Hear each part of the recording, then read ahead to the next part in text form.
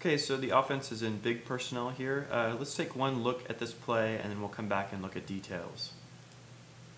See the offense changes strength and then changes strength again. They're going to run an ISO play that then gets shut down in the backfield here for basically no gain. So let's take a step back and go through this a little bit more slowly and understand, why it happened the way it did. First of all, let's kind of examine this motion and see what it accomplishes for the offense.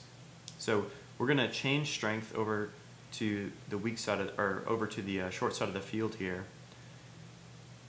And the defense adjusts by shifting the front line of the defense. We get a shift in the techniques across the front. Then we're going to take this other tight end and we're going to motion him back across the formation. So watch how the defense adjusts to that.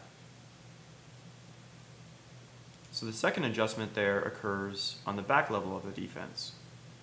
So this is pretty common that defenses will adjust to motion in different ways. Sometimes we get a frontline adjustment, sometimes we get a linebacker adjustment, sometimes we'll get a safety adjustment. It just depends. But at the end of the day, what the offense has been able to create here is a bubble right here on this side of the play between this 1-tech defensive lineman and this wide 5-tech.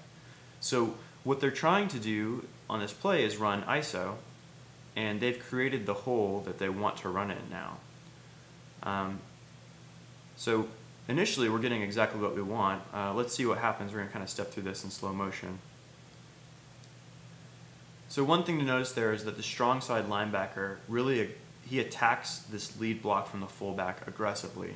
And that's a big part of what succeeds for the defense here, because him attacking that block, one, forces the running back to read this block and cut off it a lot sooner than he wants to. Ideally with this lead block, he's able to follow it and then make a cut either to the outside or to the inside depending on how the play looks for him.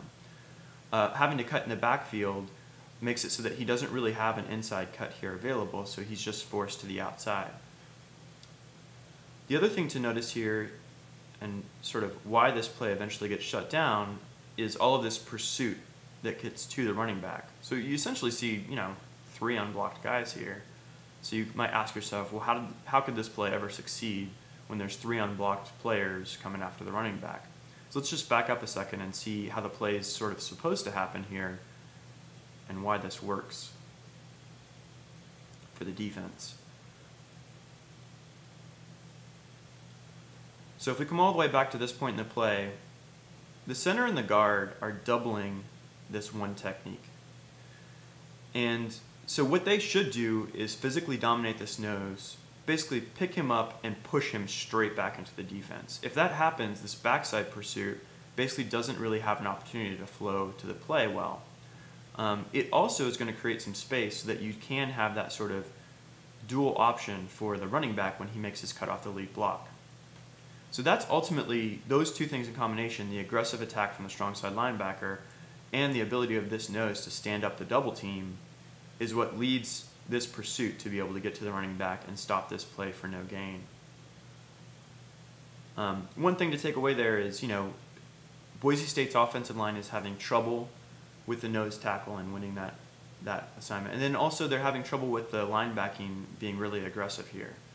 So let's look at a couple more plays in this sequence in Boise's gap runs and kind of see how this dynamic plays out.